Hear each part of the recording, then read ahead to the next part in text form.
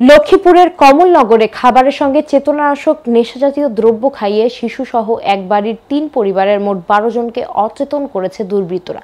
মঙ্গলবার রাতে উপজেলার চরফলকন ইউনিয়নের ৪ নম্বর ওয়ার্ডের শাহজাহান মৃধার বাড়িতে এই ঘটনা ঘটে।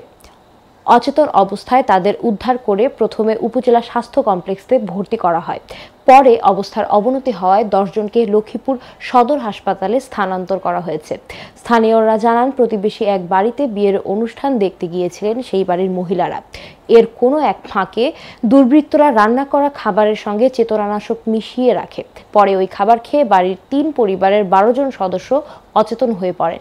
পরিবারের অপর সদস্যরা রাতে ফিরে এলে একাধিকবার ডাকাডাকি করলেও কোনো সাড়া শব্দ না পেয়ে দরজা ভেঙে ঘরে ঢুকে সবাইকে অচেতন অবস্থায় দেখতে পান।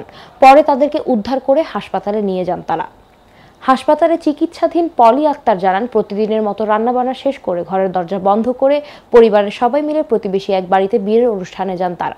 এরপর ফিরে এসে রান্না করা হাঁসের মাংস দিয়ে রাতের খাবার খেয়ে ঘুমিয়ে পড়েন। এ সময় 2 শিশু বমি করলেও বিষয়টি অনুমান করতে পারেননি তারা। পরে জ্ঞান ফিরে দেখেন তিনি হাসপাতালে। কমলনগর উপজেলা স্বাস্থ্য কমপ্লেক্সের medical officer doctor Mir Amirul Islam Manju জানান, ধারণা করা হচ্ছে অসুস্থদের খাবারের সঙ্গে নেশাজাতীয় দ্রব্য খাওয়ানো হয়েছে।